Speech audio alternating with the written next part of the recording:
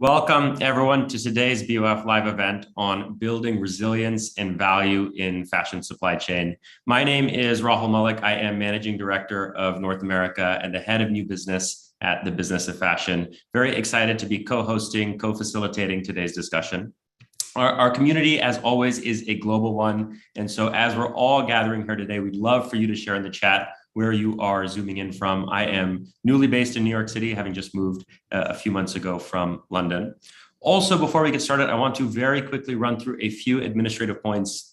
The first is, as always, we are very excited, time permitting, to have a chance for our audience to come on screen and ask questions directly to our panelists at the end of the discussion. If at any point through the discussion a question comes to mind, please feel free to submit it to us, but do so using the Q&A button at the bottom of your Zoom window. If you put the question in the chat window, we might not see it.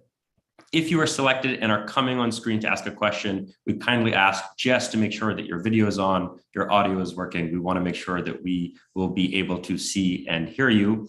Otherwise, throughout the discussion, please feel free to share reactions, comments, questions for the rest of the audience in the chat window. We love a robust chat as we do these discussions. And lastly, if you have any other questions or need any other support, our team is standing by and we'll get back to you promptly. You can reach them at events@businessoffashion.com.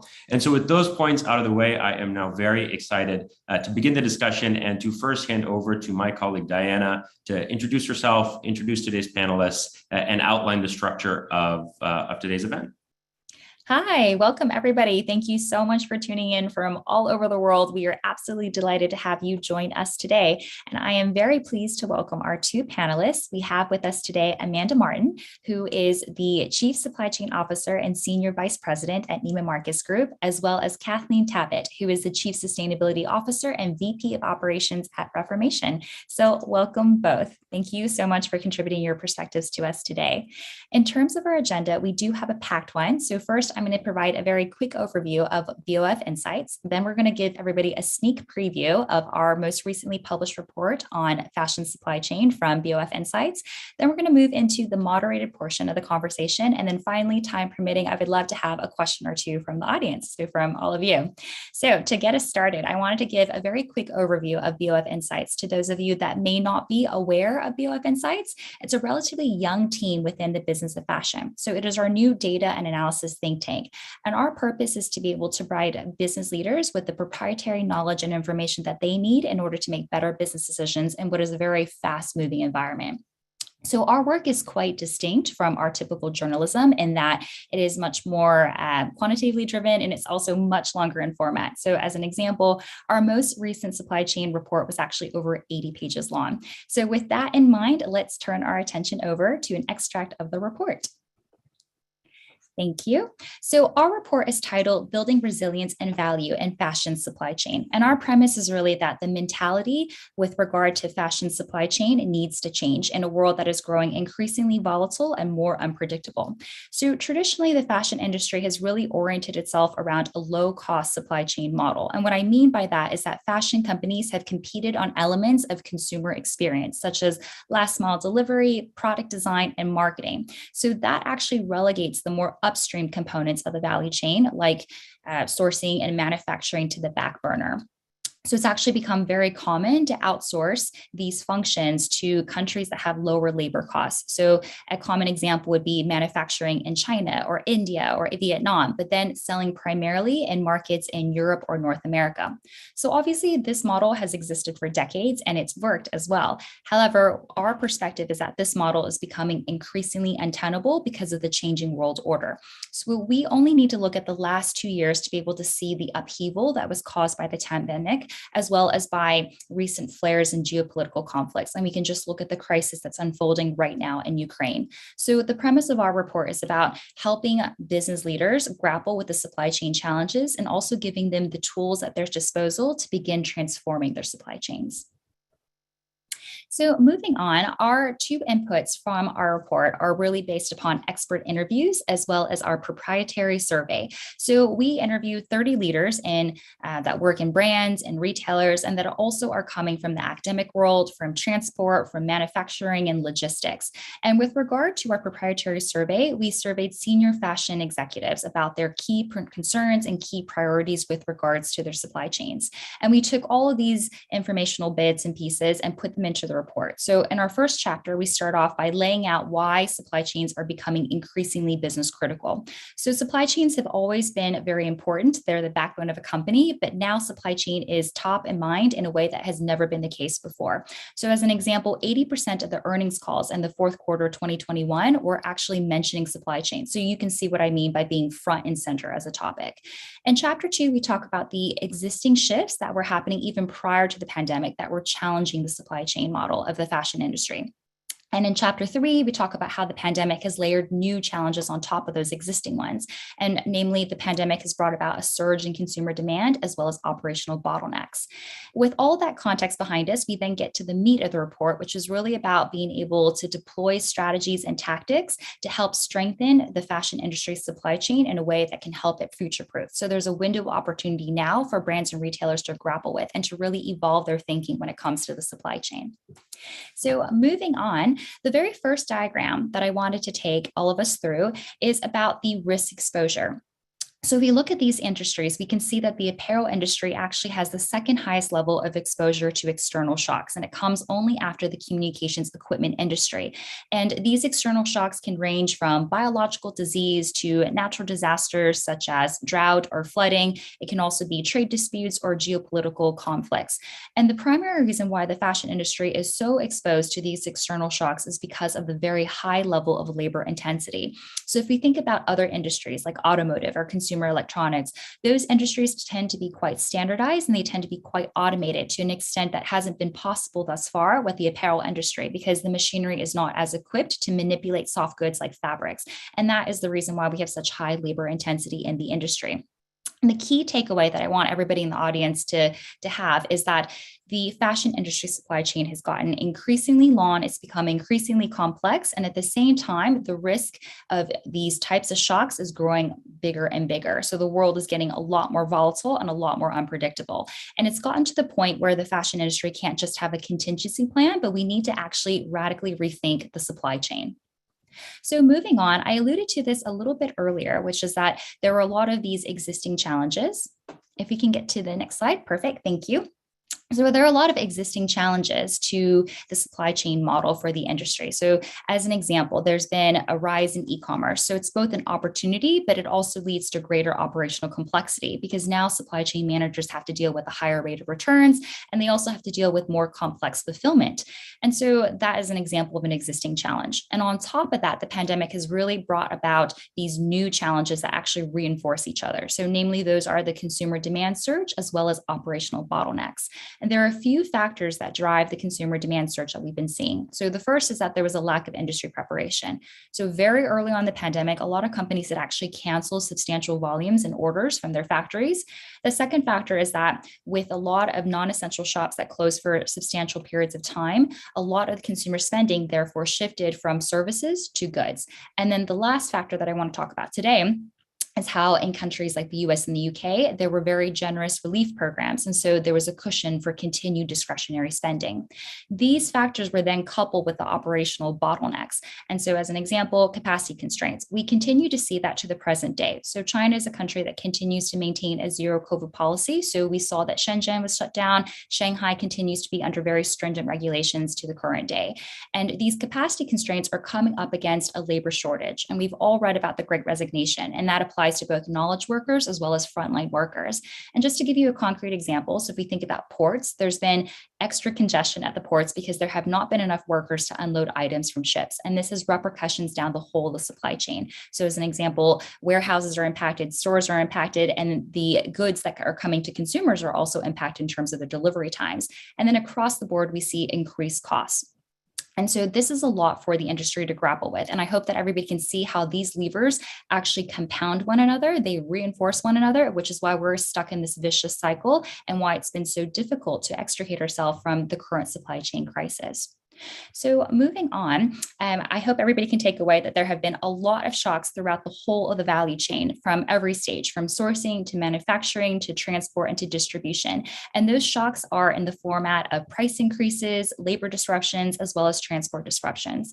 So going back to our premise of a low-cost supply chain model, the flaw of that is that this model tends to run at capacity. So there's not enough slack in the system to be able to withstand these multiple sustained and unforeseen shocks. So it's really going to be incumbent upon the fashion industry to reassess their supply chain and think of the tactics in order to really grapple with these challenges.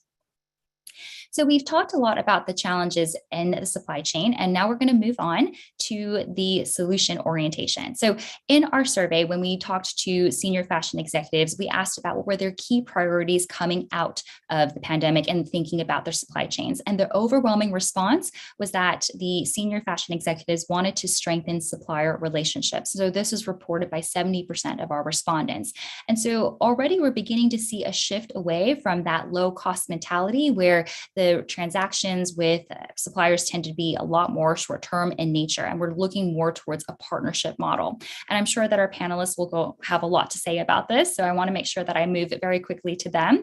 And so I've got just one last slide. This brings me to the end of the extract today. There's a lot more information available in the full version of the report, so a lot more data, a lot more frameworks, and a lot more insights. So I hope that everybody will take the opportunity to visit our website at shop.businessoffashion.com. But in the meantime, I'd love to turn it back over to Rahul and to Kathleen and Amanda. Amazing. Thank you, Diana, for that really thorough overview of some of the work that we've been doing over the past couple of months. I thought where I'd love to start the discussion today is with a bit of a foundational question. It feels like the past 2 years have been characterized perhaps by almost persistent firefighting. Just a slew of challenges, first initiated by a pandemic that I think has lasted far longer than any of us would have thought in March 2020, and coupled, much more recently and perhaps very tragically by geopolitical conflict, specifically thinking about the war in Ukraine. And I'm curious to hear from both of you, from your vantage points, just how you would characterize the impacts that you've seen affecting your company's supply chain. Just thematically, how might you bucket them? And Amanda, I'd love to start with you just to hear your perspective, perhaps just to kick us off. Yeah, thank you. First of all, very glad to be here. So appreciate the time and the organization of this event. If I think about all the things that have been happening and currently, the war in the Ukraine, certainly our hearts go out to everyone impacted by anything, any tension, any war, any tragedy. I think that when you look at the course of the last several years, I kind of bucket it into two different areas. The people, I think, are the biggest bucket in impact. I actually had a leader recently say to me, we've been in survival mode for a really long time. If you think about that word survival, that's really impactful, right? The human dynamic is not built to live in that space for a long period of time. So I think, within the organization, you see fatigue and just really kind of a burnout of always being in that firefight mode that you were talking about.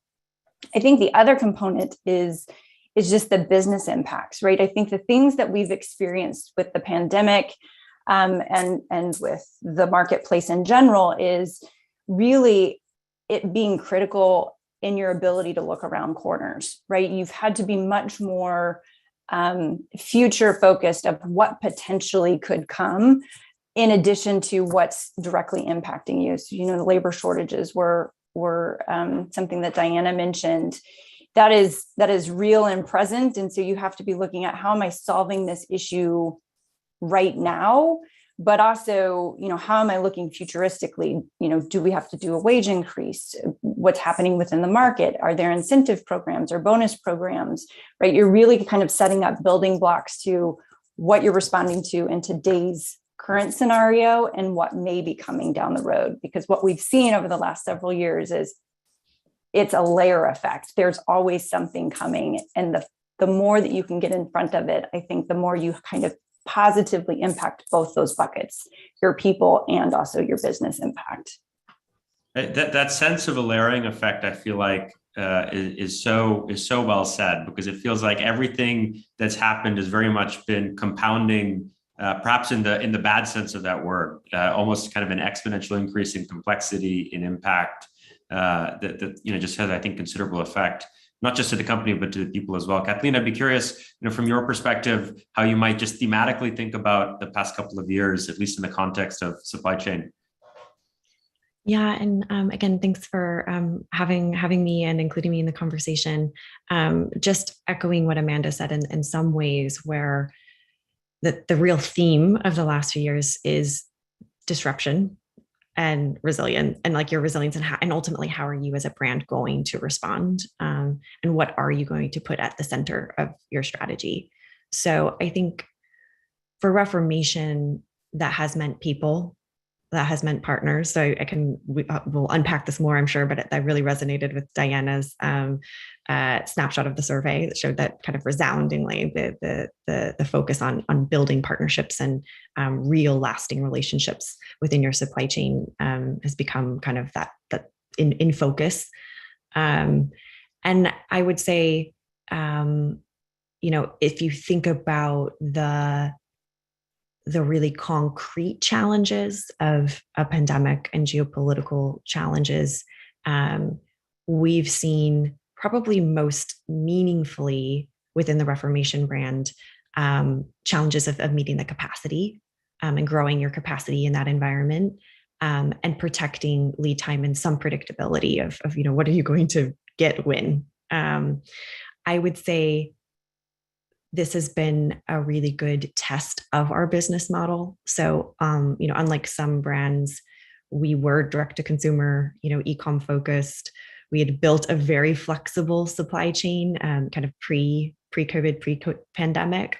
So it was a really good test of those foundations and those relationships. But I think just like we're kind of seeing within the global community, also underscores the importance of doubling down on the values of the brand. So it was really heartening to see our board and leadership say, even in March 2020, we're not going to make any changes to workforce. We're not going to be cutting any ESG budgets. Like, this is the time and the moment to actually double down on those things that will promote resilience and will allow brands, not just Ref, but other brands in the industry, to hopefully weather some of those storms and challenges. So, I'd say, again, very consistent with what you likely heard in the survey and what will be in the insights report around how do you actually build capacity when the macro issues are ever present, even if it's on our own direct workforce and wage pressures. What does that look like within the macro environment? And how do you provide more geographic diversity and everything else to be able to move around some of these hotspots, frankly, while all the while protecting your relationships and supporting your partners who might be impacted by some of these very real social, environmental, public health issues. You'd mentioned benefiting from having a supply chain that you, I think, described as flexible, even going into all of the challenges of the past couple of years. And I'm just curious, if you could unpack that further for our audience, when you think about which elements really gave you the flexibility, or really gave the company the flexibility to adapt. What specifically I think was most beneficial over the past couple of years? Yeah, I'd love to. So a few things that really really came to the surface in the last few years has been the fact that we do have some owned manufacturing. So having that vertical integration, being able to have maximum control of your own manufacturing lanes, and being able to frankly respond more to those consumer habits and what we needed to produce. It's probably at this point becoming a little overused, but the idea of like loungewear all of a sudden, we're normally an event wear dress brand, and all of a sudden we needed loungewear, in spring and summer of 2020, and the ability to be able to turn that actually within 60 days was I think a huge advantage. I would say the others, we release the limited collections on a rolling basis. So we do not work in seasons. We work in weekly collections, which means that we're designed for flexible lead time. So you still protect your partnership by having capacity and consistency within the partners, but what you slot into the line can be changed even in extreme cases in our domestic manufacturing lanes within 30 days. For our partners that are outside of the US, more like 60.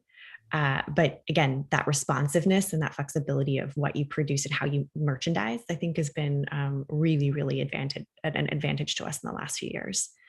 So I'd say owned manufacturing, merchandising strategy, and then some of the geographic diversity we already had. So pre-pandemic, about 40% of our production was in the US.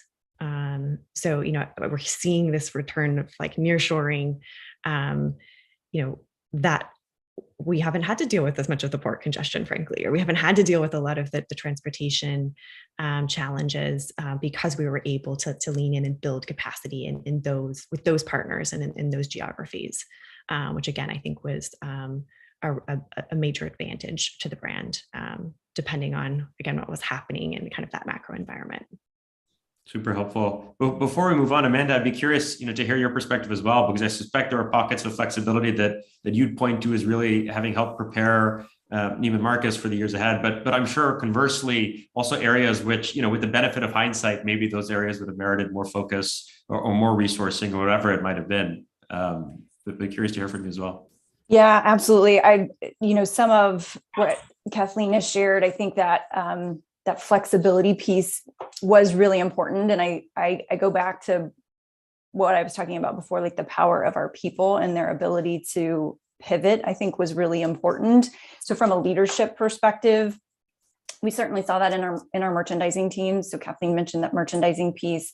I think that group's ability to pivot and say, okay, what is it exactly that we have and that we can quickly get into our supply chain, and then how we're going to market that and sell it. So the way in which we sold was dramatically different within our stores and our four walls, especially at the beginning of the pandemic, right? They were closed. So our ability to employ or deploy technology really quickly and give our sales associates abilities to connect with customers in a multitude of ways was something that we had started to work on and really got accelerated when the pandemic hit, but really made a huge difference to our ability to meet the customer like physically within their home, in the digital space, until we got the brick and mortar back up and running.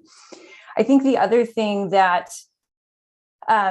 was probably both a benefit and a pinch point is the way in which we move inventory. So we're not a large competitor for ocean freight, which benefited us going into the pandemic and made us more flexible. I think what we saw though was people moving into the air freight space, right? Because they couldn't get a hold of ocean freight. So I think those relationships that we had and what we had built over the years really helped us maintain a priority in that space and our ability to get inventory over into the States. And then within that capacity space in the US, we did really lean in heavily to the relationships that we have had for years with our carriers in the US, our consolidators within the US. And really embraced those relationships and then also looked for areas of opportunity to establish new ones, right? So when you're looking at capacity across the United States, we just had such an increase in e-commerce so quickly in a multitude of categories, leisure wear being one of them. You really had to have more than a single node available to you. So we had that flexibility going in, but we really saw very quickly that we needed to continue to expand that and start some new relationships to be able to really satisfy the demand that we were seeing. All right, thank you both. That was really interesting to understand some of the strategies that are being deployed to help get us through the kind of very drastic periods of change that we saw during the pandemic. And I wanted to ask specifically about, it was interesting that both of you mentioned that transport was not a major area of concern in your supply chains, but I would love to actually pinpoint what parts of the supply chain are your respective priorities. And what I think is very exciting today is that we've got Kathleen, who's representing a brand, and we've got Amanda, who's representing a retailer. So coming from different parts of the fashion landscape. So perhaps, Amanda, could we start with you just about what part of the supply chain from a retailer's perspective do you really try to concentrate on? And what is your priority? There are three priorities that I would say, depending on where in the market and what area, probably go in a 1, 2, 3 order, but it's really labor, speed, and cost. And I think, we've had previous conversations about cost is a lever that you may actually increase cost in some spaces, like the ESG space, right, to further the business. So it isn't always about the lowest cost. And you talk about that in the insights, that low cost mentality. Sometimes you really do have to spend the capital or the investment to get to where you're going. And we'll talk a little bit about our supply chain transformation, I think, a little later. But really being able to look at those three and determining how you spend your time and how you spend your capital in those to ensure that you do have both your own internal labor market where you need it to be and your partner's labor market, right? Everybody is sort of vying for that same group of people. That speed to market element is so important. And you alluded to, like, we're not really in a much better place than we were before as it relates to just constraints across the board. But in the fashion industry and in the luxury industry, right, it's very important to have that speed to market perspective. So from a supply chain focus, we really look at, okay, how quickly do we get it into our possession? And then how quickly do we either get it into store, or from a customer perspective, how do we get it to the customer quickly? And then the cost piece, like I said, it's really a balance between choosing where you spend the capital and doing that in the right way, and then looking for other ways to mitigate costs. So if I think about things like fuel surcharges, which have very recently been a pain point for everyone, you can't control that internally to the organization. So you have to really look for other ways to help mitigate that impact, because at the end of the day, for the industry, it's all about that customer experience and customer relationship, and not passing on the friction that you experience within the supply chain to that end consumer. And so we balance those three focuses to ensure that our customer always is protected, and that our relationship is good, and that we're delivering the experience that we originally, have set out to deliver. That makes sense in terms of getting the inventory and then making sure that gets to the hands of the consumers. And Kathleen, I wanted to ask you the same question, because obviously as a brand, you have more of the supply chain that you need to be able to grapple with and withstand those challenges, from the sourcing to the manufacturing to transport and distribution. So it's probably a slightly longer supply chain for you, and having both the upstream and the downstream components. But it would be really great to hear your view about where has been the priority for Reformation in this process.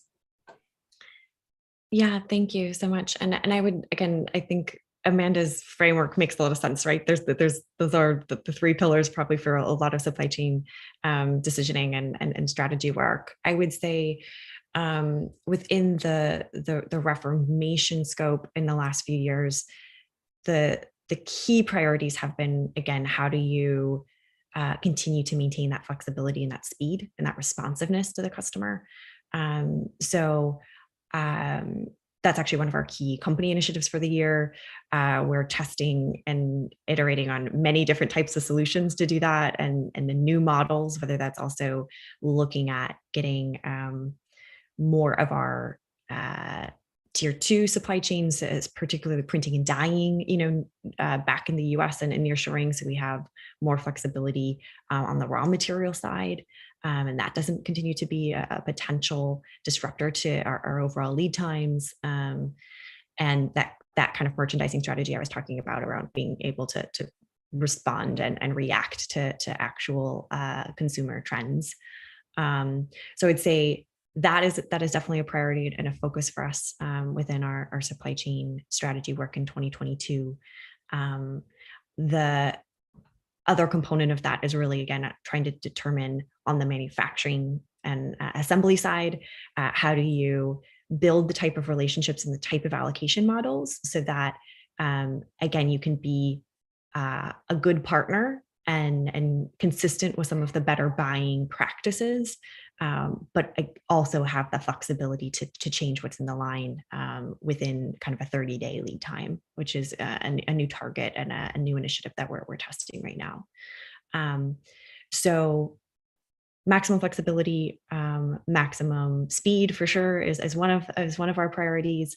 The other is really around ESG and our core sustainability efforts. And so you'll see, that if you're really going deep into your greenhouse gas inventory, at Reformation, we have a commitment to be climate positive by 2025, which is frankly right around the corner.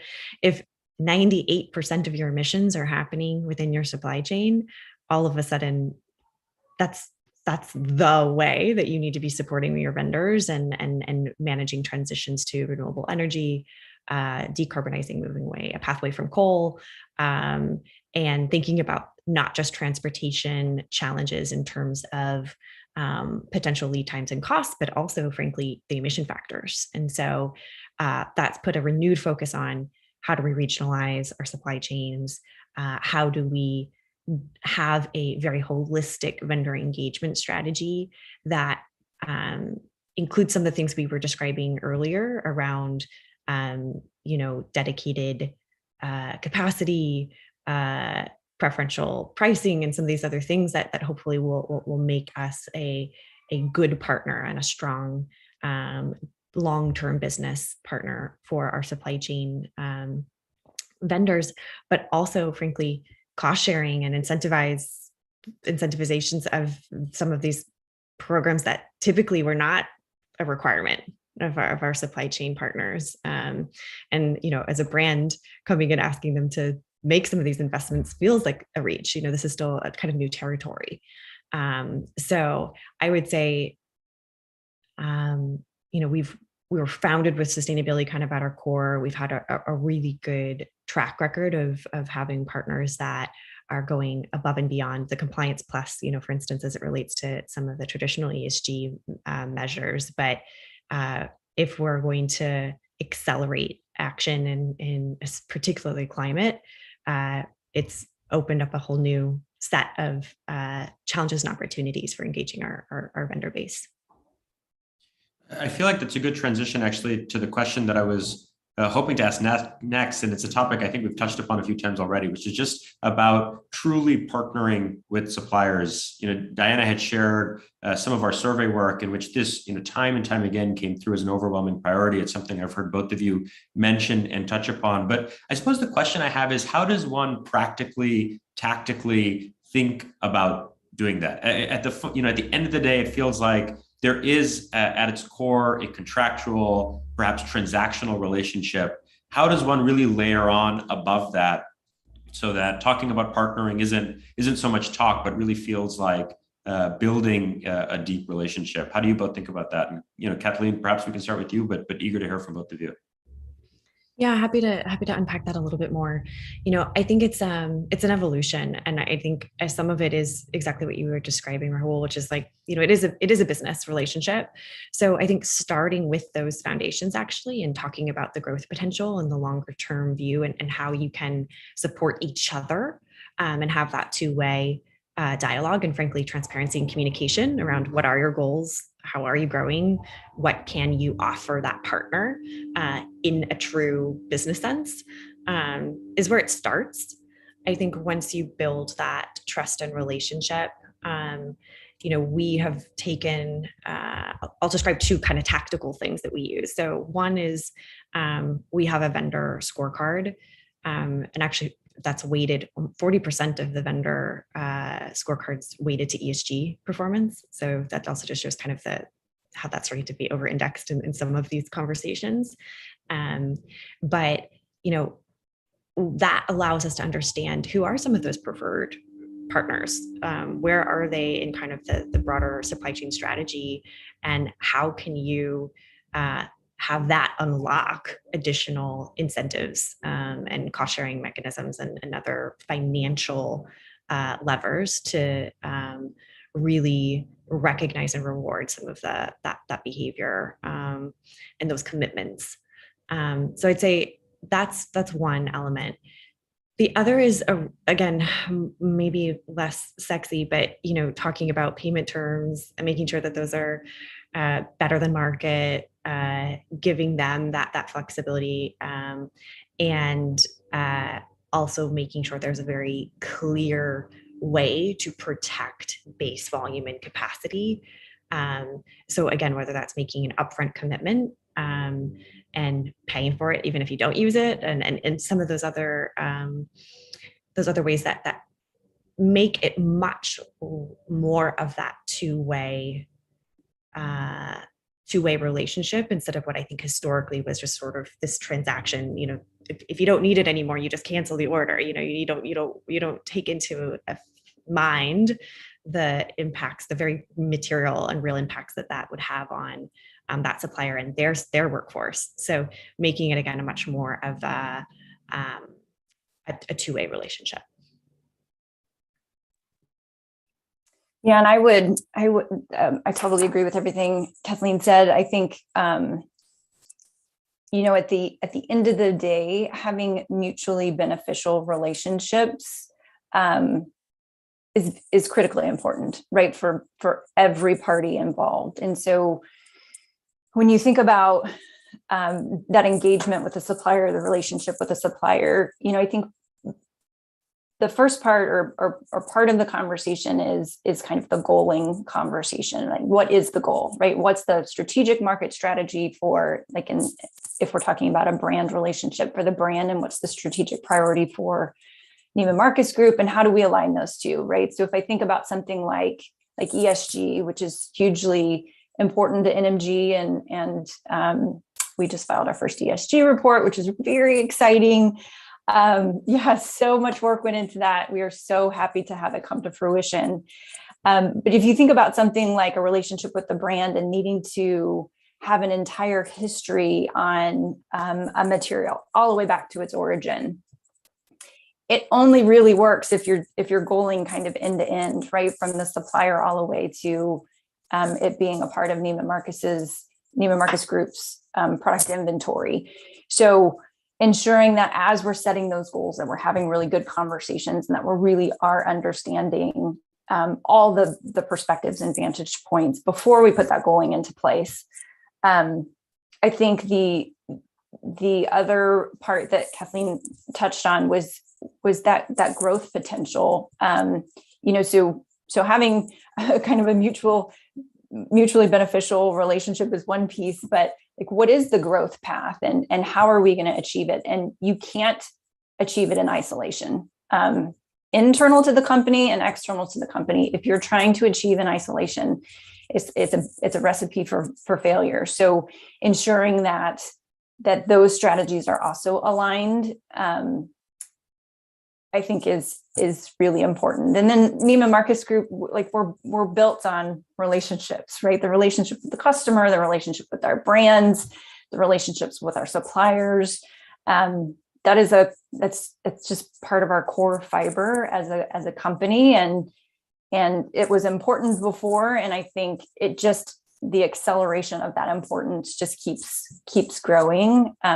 But we only win together, and so I think ensuring that the goaling and then that growth potential or growth strategy are really aligned with all of our relationships is important and really a strategic advantage in the market. Is there a tactic to even further deepen relationships that isn't perhaps something that either of your companies do today, but if you could experiment or perhaps plan on experimenting, it might be an example of even something further to deepen those relationships? I'm just curious, what's around the corner perhaps, as this seems like a theme that I think is only going to grow in importance. Yeah, so I'll just say something that's on my mind and something that I think about from a tactical perspective is that cross-functional relationship, right? So from a supply chain perspective, we have relationships. The merchandising team has relationships. How do we get to a place where, if merchants are going into market, we're going together, right? Our ESG lens, our merchant lens, our supply chain lens, for both parties involved, both like the Neiman Marcus Group and the brand, so that we truly do understand the interconnectedness of all of the businesses and how we can continue to further the conversation and dialogue. I think is something that, like in the ESG space, we're starting to talk a bit more about. So if we have a trip planned, that we really align more cross-functionally than we have potentially in the past to maximize the conversation and the relationship. What comes to mind is perhaps just how impactful I feel like process management can be. It's not perhaps the most fun thing to talk about, but it's like this basic blocking and tackling that is hard to manage across so many parties, across so many functions, and across different companies. But perhaps can actually have the most impact in across a suite of different tactics. Kathleen, was there anything that you wanted to add as well to that last question about tactics that you may not be deploying now, but are interested in implementing in the near future before we move on? I love the question. I love the question because I think it also helps us kind of change our positioning to really do think about the vision and what we want to create instead of what we've inherited maybe, or what we're still kind of slogging through within the industry. So I love the exercise. I'm probably not going to be as aspirational on the spot, but I think some of the things that first came to mind is expanding a little bit of that. I talked about our own manufacturing. One of the things we've talked about more is like, how do you create more verticals, whether they're truly owned or again you're committing to capacity or anything else deeper into the supply chain as well. So I think again we're intrigued for the idea of doing more of that within our tier 2 supply chain partners, and building more of that relationship. I could see that being one way that brands again build more of that resilience and more of that control, both in terms of core business function, but also ESG. I would say the other thing that comes to mind and what I'm seeing is a real theme in general, just this idea of capacity building within your suppliers. So, we talked about some things like cost sharing, but also frankly, like how do you share resources and how do you share best practices and really some of those practical toolkits with your suppliers. So we've really just started that in the last few years, but with incredible results, even on social responsibility. If you step away from this idea of, we audit, we get the result, we have a decision point or reaction to that result, and instead say, let's do true corrective action management. Let's walk alongside you. Let's get you the resources to close deficiencies and build your capacity, not just to, again, perform to this audit, but to protect your workers and to grow your understanding of impact. All of a sudden you have much more again, sorry to use the word sustainable, but you have the sustainable impact, and that partner hopefully then can integrate it more into their approach, not just as for the ref client, So I love this idea of capacity building. I think it's imperfect in how brands should engage their suppliers on that today, but I see that as part of the future. And then the last one I think would be around, and I know Amanda talked about this quickly, but this idea of traceability too. So how do you use technology? How do you use process management, Rahul, to go much deeper in your supply chain and take accountability and have a better view of your supply chain partners all the way down to the tier 4, farm forest, level. So I think all of that's really intriguing to me when I think about the future of supply chains. Perfect. So a lot of change on the horizon. And on that note, I wanted to go back to you, Amanda, because Neiman Marcus Group is in the midst of a massive supply chain overhaul, and it's a multi-year effort. It's going to cost over 90 million by the end of it. So would be really interested in just understanding, how can a company take something that is such a huge project and really break that into digestible chunks, and how do you manage process? So going back to that process management.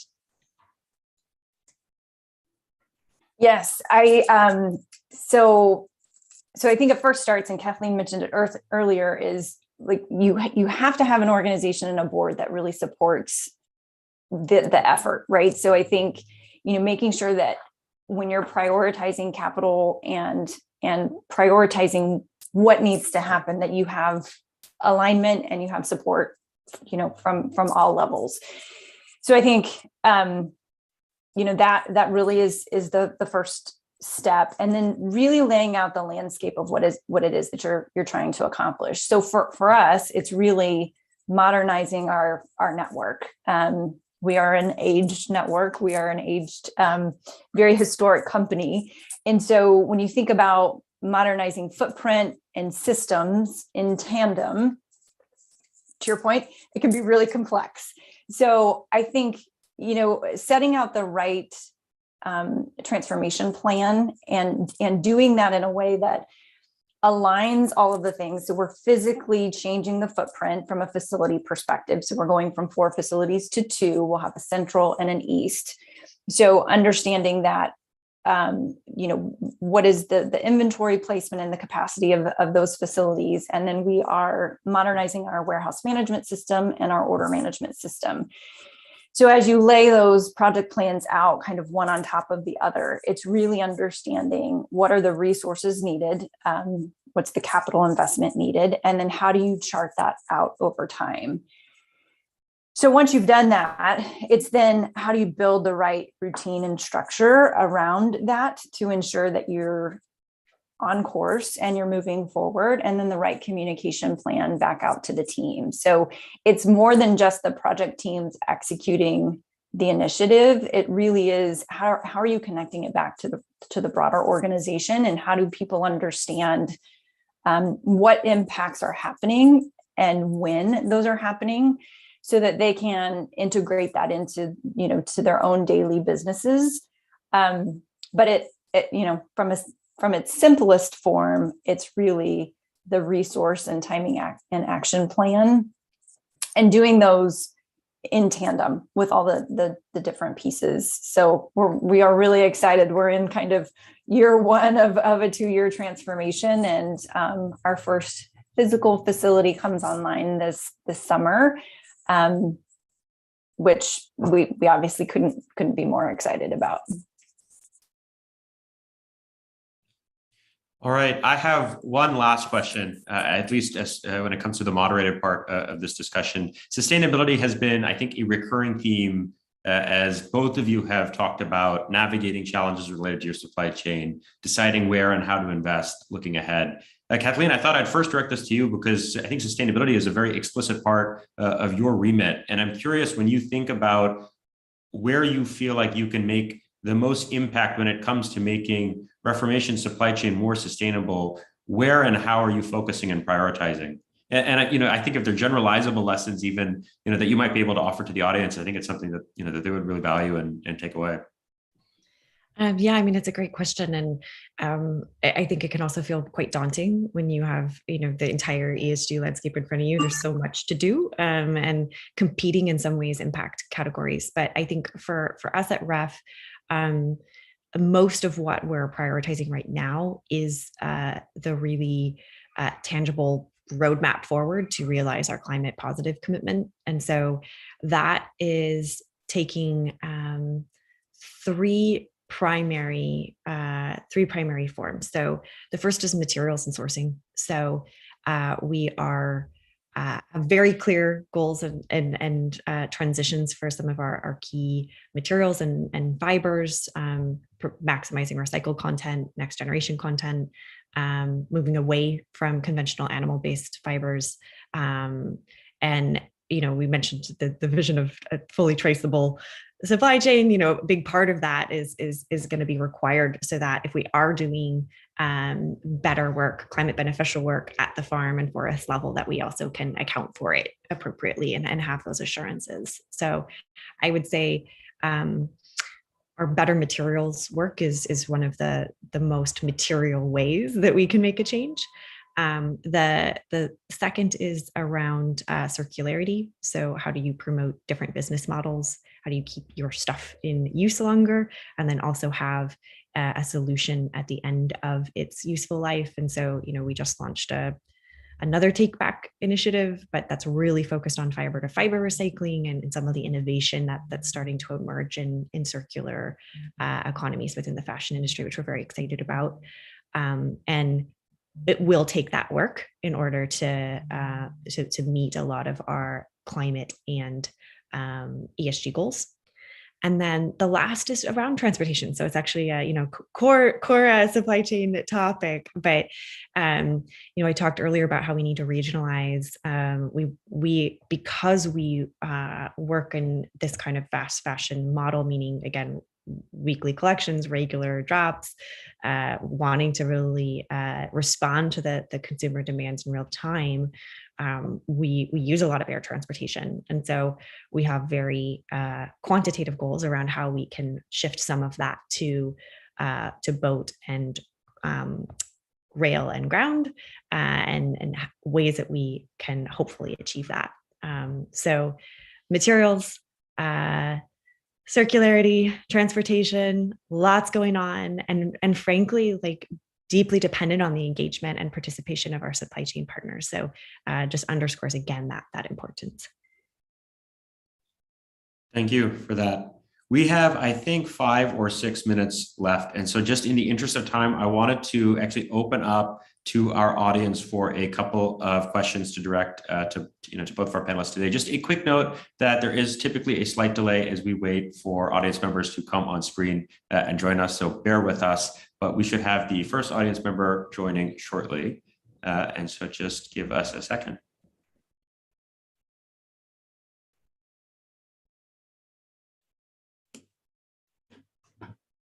Hey there. Hi. Can you hear me? We can. Okay, cool.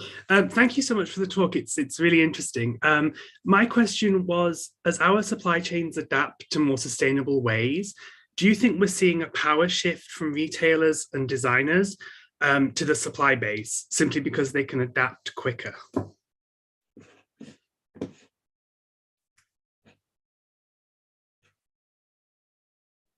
Amanda, do you want to take that one? Yeah, sorry, I couldn't get off mute. Appreciate the question. I think the focus with sustainability in from my vantage point is really pretty shared and even across the board. I think that certainly to your question, I think different parts of the supply chain, the supplier, like the whole end to end, we probably face different challenges, but I think they're kind of equal in just the energy and what it actually takes to make it happen. So I'll give you some examples, like with our the traceability component, right? From the NMG perspective, all the way back to the origin of a fiber, we're all going to have a different piece in that journey, so to speak. And I think that we all have an ownership to that just looks and feels different. So, I think from a supplier perspective, if I think about something, and this is something that our imports team and I have talked about, like olive oil and all of the contents that go into olive oil. If you think about the supplier that is creating that olive oil, they have a really big task to go all the way back to the type of pepper that may have been used in that olive oil, to all the way to it making it through customs and coming into our supply chain. So in my opinion, and certainly we'll love Kathleen's input, I think it's a shared level of responsibility. It just looks very different based on where you're at, kind of end to end. And I'll just quickly chime in that, I hadn't thought about it as much of a power dynamic as more around, again, trying to align the goals and align the incentives. And so, I would say the supply chain partners do have the ability to make more material change and do it faster, frankly, than the brands. And as brands, we don't have that direct control over a lot of those decisions, right? Energy use, energy source, all of these other things that you might see come up. But we do have, there's still the need for the demand signal, right? And so those suppliers are not necessarily going to make those investments or be motivated to do it without very clear demand signals from the brands and retailers. So I don't know if that answers your question, but I would say our supply chain base does have a lot of power, a lot of influence to make the change, but I think brands and retailers still have a very clear responsibility to drive the change and have clear demand. Thanks, Hari. Well, I feel like, Kathleen, one thing I'm hearing you saying is that it's not zero sum, insofar as that there's kind of a zero sum amount of power that's going back and forth. Our next question will be from Michael in California, who will be joining us shortly.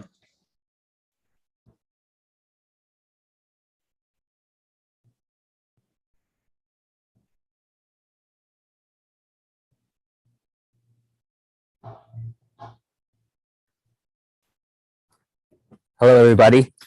Thank you for having me to ask this question. What could you suggest for us in traditional, large-scale, low-cost apparel production to return to shorter lead times, when what good partnership looks like with our vendor partners is earlier commits to raw materials? I'm hoping I'm understanding your question, Michael, but and I might not answer it as directly as I hope, but maybe I can share one of the ways that we realize some of the flexibility we described and the shorter lead times is we design to materials on hand. So we actually plan and allocate our raw materials before the styles. So that's one way we kind of, I guess, turn the traditional model on its head, but that's really the only way. For instance, you can have a lead time of 30 days or less.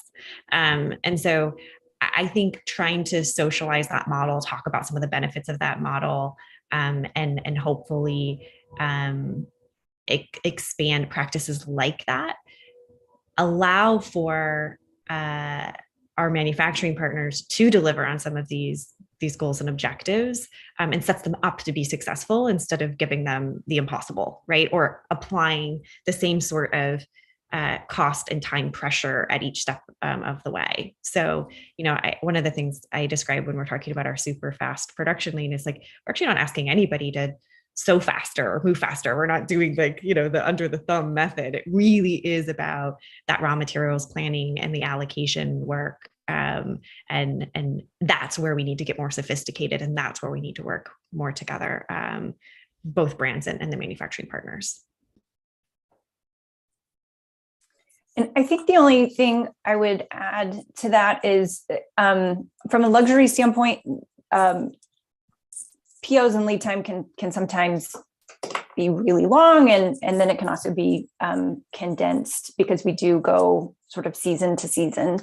I think that, I touched on it a little bit earlier, just that communication and relationship and talking about, when we're in market, and determining what that buy is going to look like, that we're really aligned on the buy and the timing, and so that can really trickle down to every party impacted, and then hopefully, Michael, to your question, give enough lead time when you're talking about, getting the raw materials and actually doing some of the manufacturing, for that part to be successful. Because really, if that part isn't successful, we aren't successful clear down, end-to-end supply chain. So really trying to always think about things from that end-to-end perspective, because to the question before, every part has a responsibility and ownership to the total being successful.